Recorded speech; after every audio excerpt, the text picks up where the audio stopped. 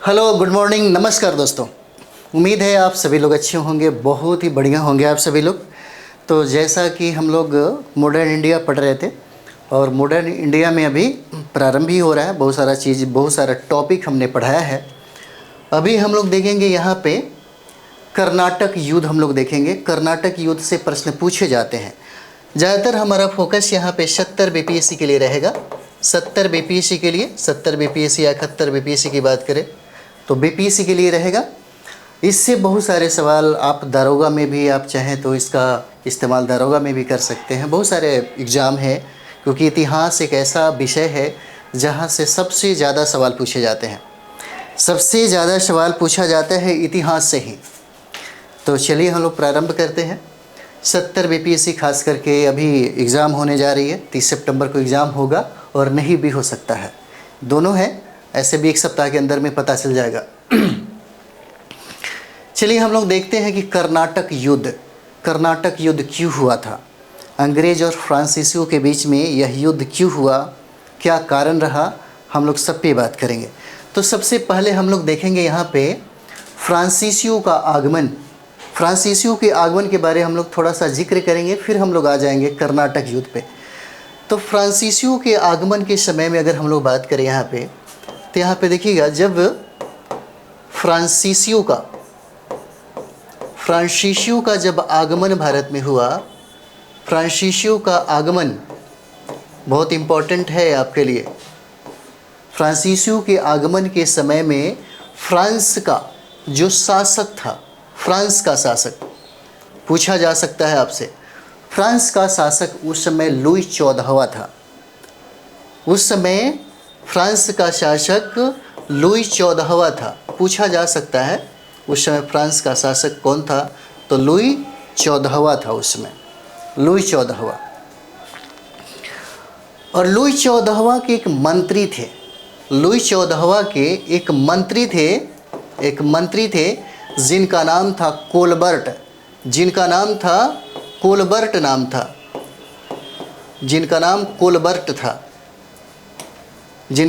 Colbert था। फ्रांसीसियों के आगमन के समय वहाँ का शासक यहाँ पे देखिएगा, तो शासक जो है, शासक रहता है कि लुई 14वां, शासक लुई 14वां रहता है। और उसके एक मंत्री है जिनका नाम है कोलबर्ट। और कोलबर्ट के सहयोग से ही 1664 ईस्वी में, इसी के सहयोग से 1664 ईस्वी में फ्रांसीसी ईस्ट इंडिया कंपनी की स्थापना होती है। इसी के सहयोग से 1664 ईस्वी में फ्रांसीसी ईस्ट इंडिया कंपनी की स्थापना होती है। 1664 में फ्रांसीसी ईस्ट इंडिया कंपनी की स्थापना यहीं पे होती है 1664 में। फ्रांसीसी ईस्ट इंडिया कंपनी को सरकारी कंपनी भी कहा जाता है। सरकारी कंपनी इसलिए कहा जाता है क्योंकि इस पर फ्रांसीसी शासन का या फ्रांसीसी सरकार का पूर्ण रूप से नियंत्रण था। यहाँ पे फ्रांसीसी ईस्ट इंडिया कंपनी को सरकारी कंपनी इसलिए कहा जाता है कि यहाँ पे इस कंपनी पर सरकार का, फ्रांस के सरकार का प्रत्यक्ष रूप से, पूर्ण रूप से नियंत्रण होता था। इसीलिए इसको सरकारी कंपनी भी कहा जाने लगा। आगे हम लोग देखेंगे, इसमें आगे देखेंगे हम लोग 1668 ईस्वी में। यहाँ पे हम लोग देखते हैं 1668 ईस्वी की बात है। 1668 ईस्वी में फ्रांसिस कैरो, 1 मिनट,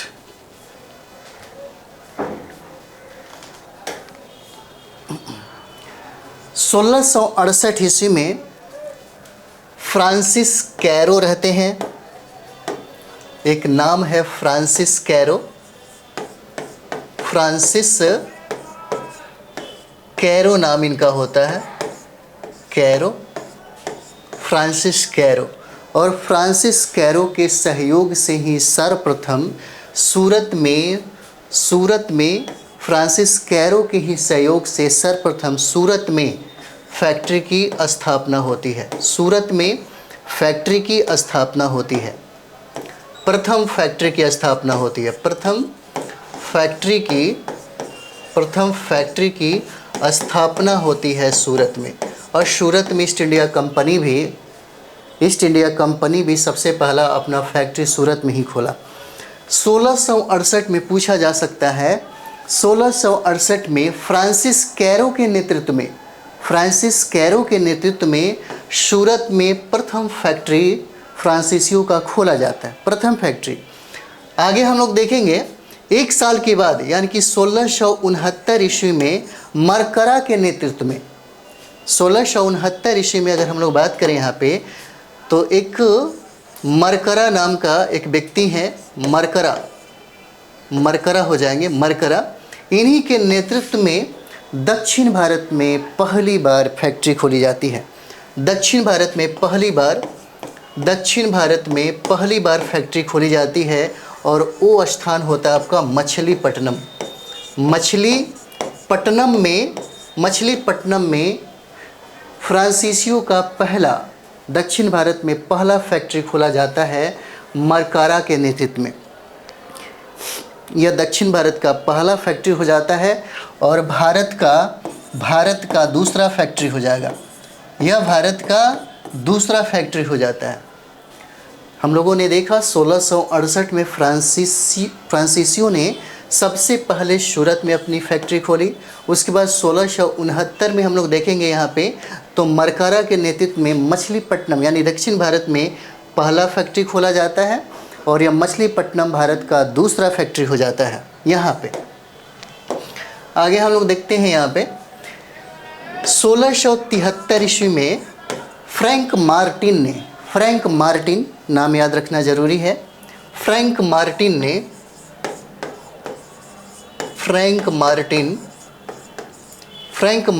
ने पांडिचेरी की स्थापना की। फ्रैंक मार्टिन ने पांडिचेरी की स्थापना की।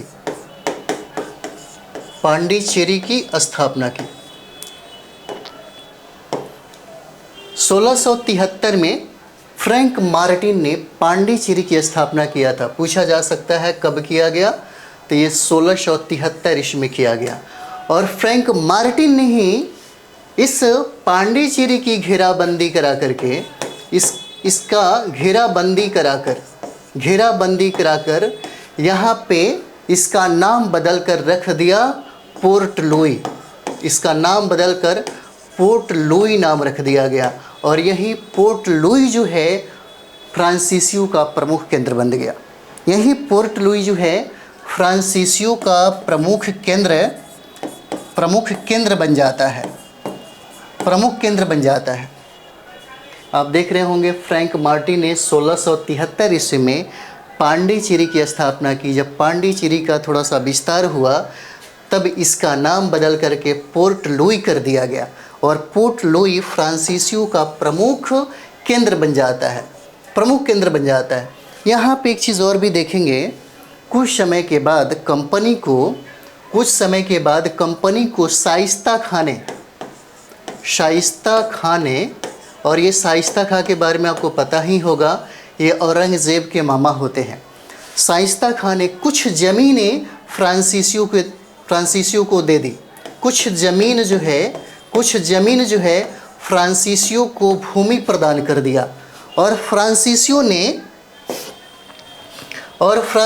ने यानी कि शाइस्ता खां ने भूमि जो प्रदान किया था फ्रांसीसियों को, उसी भूमि पर 1674 ईस्वी में चंद्रनगर की स्थापना कर दिया। चंद्रनगर की स्थापना फ्रांसीसियों ने कर दिया। चंद्रनगर की स्थापना फ्रांसीसियों ने किया 1674 ईस्वी में। 1674 ईस्वी में फ्रांसीसियों ने चंद्रनगर की स्थापना कर दी और जहाँ पे शाइस्ता खां ने उनको ज़मीन दिया था। बाद में यही चंद्रनगर जो हम लोग देख रहे हैं, यही बाद में चंद्रनगर बंगाल का महत्वपूर्ण केंद्र बन जाता है। यही चंद्रनगर बाद में बंगाल का महत्वपूर्ण केंद्र बन जाता है। और जब इस चंद्रनगर का फ्रांसीसियों ने व्यापक तरीके से विस्तार करना शुरू कर दिया, जब इस चंद्रनगर का विस्तार हो गया तो प्रशासनिक व्यवस्था को संचालित करने के लिए एक अधिकारी की जरूरत पड़ी, जिसको इतिहास में हम लोग गवर्नर कहते हैं। इसी प्रशासनिक व्यवस्था को संचालित करने के लिए एक अधिकारी की जरूरत पड़ी, जिसे हम लोग इतिहास में गवर्नर कहते हैं। और गवर्नर कहते हैं हम लोग इतिहास में। और 1742 ईस्वी में फ्रांसीसियों ने पहला गवर्नर बना करके डुप्ले को भेजा। परिणाम स्वरूप जब भारत में डुप्ले आया, तब दोनों के बीच में विवाद खड़ा हो गया, अंग्रेजों के बीच में और फ्रांसीसियों के बीच में। इस तरीके से मामला उलझ जाता है और उलझने के परिणाम स्वरूप प्रथम कर्नाटक का युद्ध होता है। उसी के बारे में हम लोग पढ़ेंगे यहाँ पे। तो चलिए अब हम लोग देखते हैं प्रथम कर्नाटक युद्ध। अब हम पढ़ेंगे प्रथम कर्नाटक युद्ध। चलिए, प्रथम कर्नाटक युद्ध में प्रथम कर्नाटक युद्ध हो जाएगा, प्रथम कर्नाटक युद्ध। और प्रथम कर्नाटक युद्ध 1746 से लेकर के 1748 तक होता है। 1746 से लेकर के 1748 तक होता है प्रथम कर्नाटक का युद्ध जो है 1746 से लेकर के 1748 तक होता है। इसका जो प्रमुख कारण है, अक्सर पूछा जाता है, प्रमुख कारण क्या है, इसका कारण क्या हो जाएगा, प्रथम कर्नाटक युद्ध का मुख्य कारण क्या हो जाएगा। तो ऑस्ट्रिया में, जिसका राजधानी वियना हो जाता है, यह युद्ध ऑस्ट्रिया में उत्तराधिकार को लेकर के प्रारंभ हुआ था। प्रथम जो कर्नाटक युद्ध का जो हम लोग देखते हैं, प्रारंभ यहाँ पे देखते हैं, इसका प्रमुख कारण ऑस्ट्रिया में शुरू हुआ उत्तराधिकार के कारण ही यह युद्ध प्रारंभ होता है। ऑस्ट्रिया, जिसका राजधानी वियना है, ऑस्ट्रिया में शुरू हुआ उत्तराधिकार का ये जो कारण हम लोग देख रहे हैं, यही कारण है प्रथम कर्नाटक युद्ध का। इसी समय अगर यहाँ पे और भी देखें तो यहीं पे देखिए, मेरिया थ्रेसा के मृत्यु के बाद, मेरिया थ्रेसा के मृत्यु के बाद प्रथम कर्नाटक युद्ध प्रारंभ हुआ। प्रथम कर्नाटक युद्ध जो है, मेरिया थ्रेसा की मृत्यु होती है और मृत्यु के बाद ही यह युद्ध जो है, प्रथम कर्नाटक युद्ध जो है, यह प्रारंभ हो जाता है। अक्सर देखा जाए तो ब्रिटेन में और फ्रांस में यही मुख्य कारण था, लेकिन सबसे ज़्यादा असर हमको भारत में देखने को मिला। ऑस्ट्रिया में उत्तराधिकार को लेकर के प्रॉब्लम खड़ी हो गई। उसके बाद मेरिया थ्रेसा की मृत्यु हो जाती है और मेरिया थ्रेसा को लेकर के जिस तरीके से वहाँ पे प्रॉब्लम क्रिएट हो जाता है, दोनों के बीच में युद्ध हो जाता है, उसी का असर, उसी का प्रभाव हम लोग देखेंगे तो भारत में पड़ता है। और भारत में कर्नाटक एक मिनट,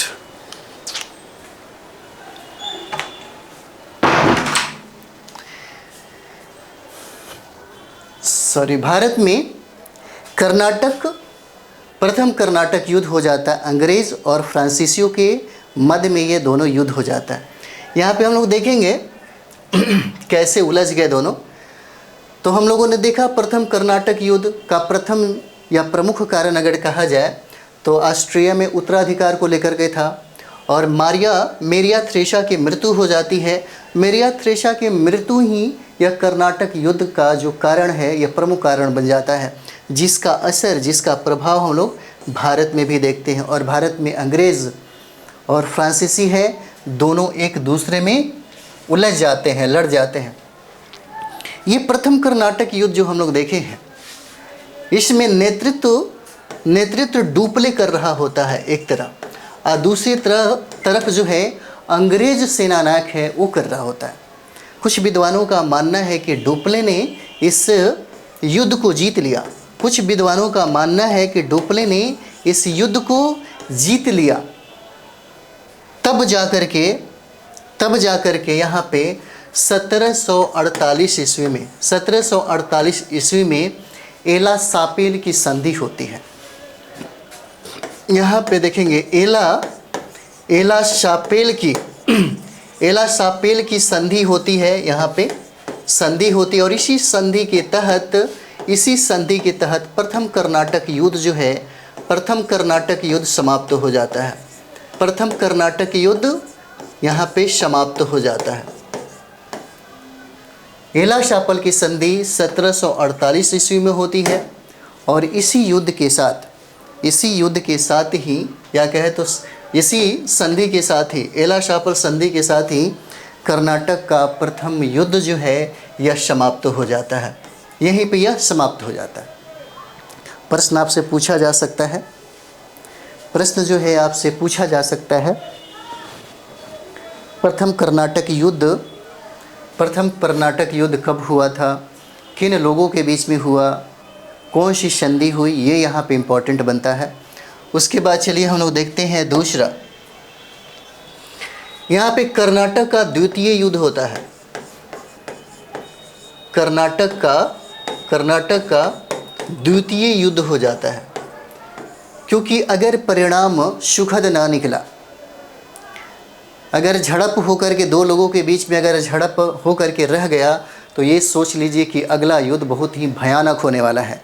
उसी तरीके से होता है। कर्नाटक युद्ध का प्रथम जो हम लोग युद्ध देखेंगे उसका जो परिणाम है उस तरीके से नहीं निकला, जिसके वजह से दूसरा जो युद्ध है, दूसरा जो कर्नाटक युद्ध है यह अवश्यंभावी हो जाता है।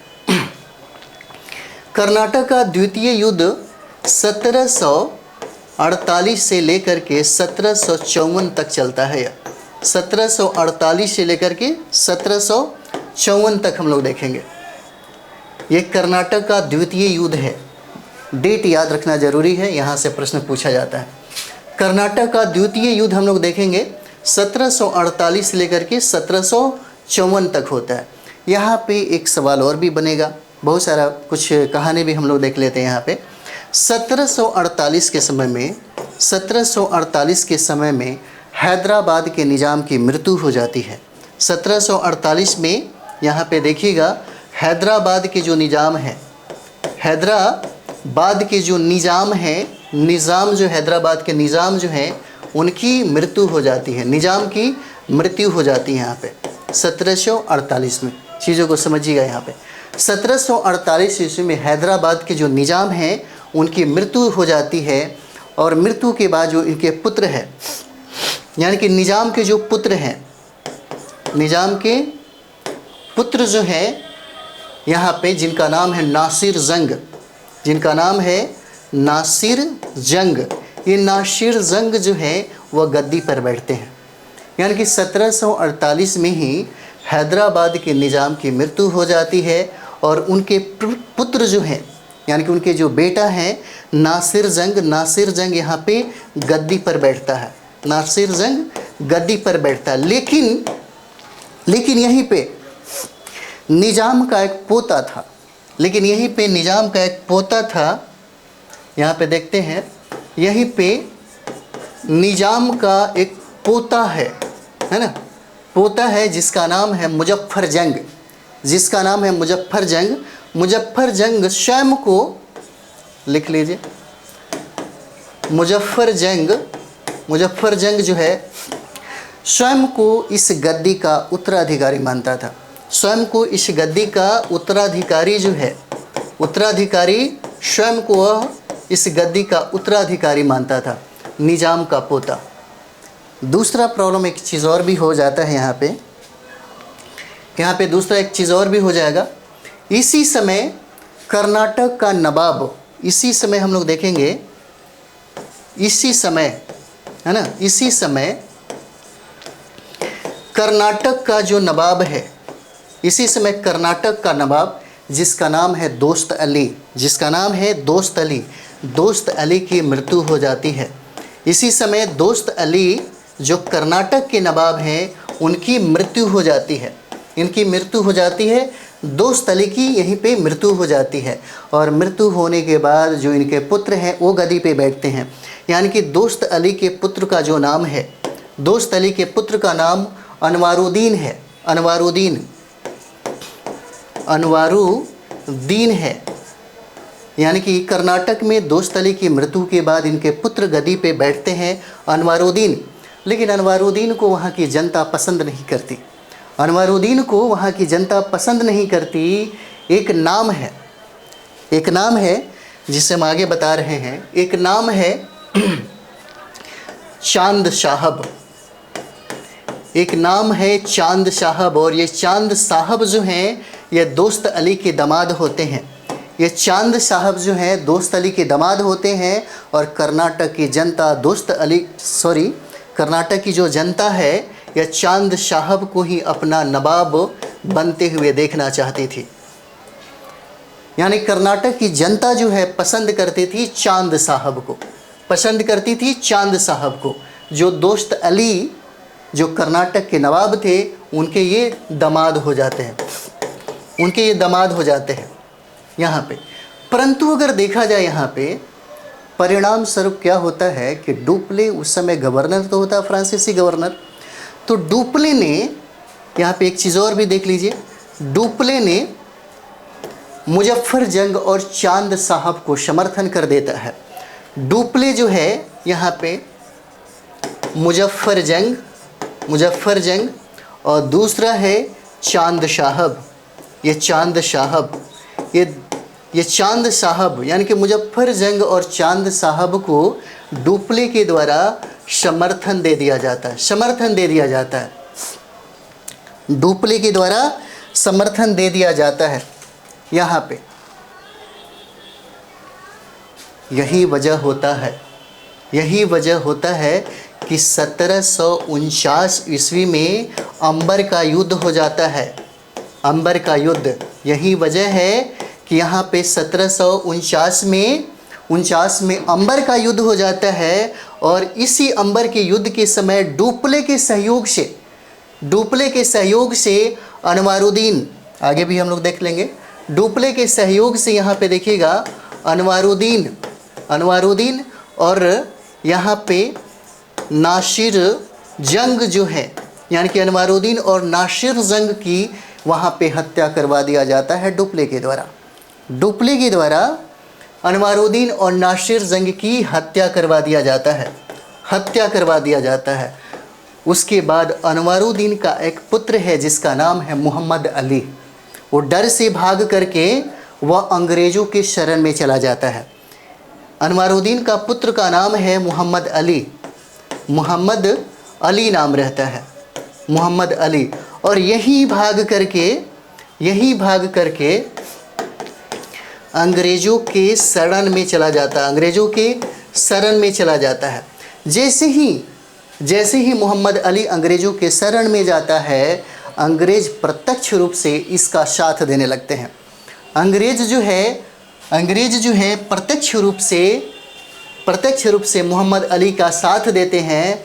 और कहें तो इनकी प्रत्यक्ष रूप से यानी कि अंग्रेज़ और फ्रांसीसियों का यह युद्ध हो जाता है। अगर यहाँ पे देखेंगे तो यहाँ पे अंग्रेज़ और फ्रांसीसियों का युद्ध हो जाता है। अभी और भी कहानी बाकी है, आगे भी हम लोग देखते हैं। जब प्रत्यक्ष रूप से अंग्रेज़ यानी कि फ्रांसीसियों से टकरा जाता है, तब अंग्रेज़ों ने क्लाइव को मद्रास से बुलाता है। उस समय अंग्रेज़ों ने क्लाइव को मद्रास से बुलाता है, मद्रास से। और जैसे ही क्लाइव कर्नाटक पहुंचता है तो 1751 ईस्वी में जो कर्नाटक की राजधानी होती है अर्काट, आप देख सकते हैं यही कर्नाटक का क्षेत्र होता है और यहीं पे इसकी राजधानी है जिसका नाम है अर्काट। इसी अर्काट पर नियंत्रण कर लेता है। इसी अर्काट पर क्लाइव के द्वारा नियंत्रण हो जाता है 1751 ईस्वी में। और इसी अर्काट में नियंत्रण हो जाने के बाद यानी कि 1751 में जब ये अर्काट पर नियंत्रण कर लेता है, किसके द्वारा? क्लाइव के द्वारा। तो कहा जाता है कि इसी समय एक झड़प में डुप्ले की हार हो जाती है। इसी समय डुप्ले की हार हो जाती है और हार होने के बाद फ्रांसीसी जो सरकार है वह डुप्ले को वापस बुला लेता है। यह भी बहुत बड़ी गलती होती है। यह डुप्ले को वापस बुला लेता है और डुप्ले के स्थान पर एक दूसरा गवर्नर गोडेहू आता है। गोडेहू, दूसरा गवर्नर जो है वो गोडेहू आता है। इंपॉर्टेंट है, पूछा जा सकता है। यहीं पे दूसरा गवर्नर जो भारत में बन के आता है उसका नाम है गोडेहू। और गोडेहू ने ही 1754 ईस्वी में, यहाँ पे देखेंगे, गोडेहू ने ही 1754 ईस्वी में, या तो पांडिचेरी की संधि कहें, यहीं पे गोडेहू ने 1754 ईस्वी में पांडिचेरी की संधि कहें या गोडेहू की संधि कहें, बात दोनों बराबर है ना। पांडिचेरी की संधि या गोडेहू, गोडेहू की संधि के तहत, गोडेहू की संधि किया और इसी संधि के तहत द्वितीय कर्नाटक युद्ध जो है यह समाप्त होता है। इसी संधि के तहत द्वितीय कर्नाटक युद्ध जो है, कर्नाटक युद्ध या द्वितीय कर्नाटक युद्ध यहाँ पे समाप्त होता है। यहाँ पे चलिए, इसके बाद हम लोग मिलते हैं अगले वीडियो में। तृतीय कर्नाटक युद्ध के साथ हम लोग मिलेंगे।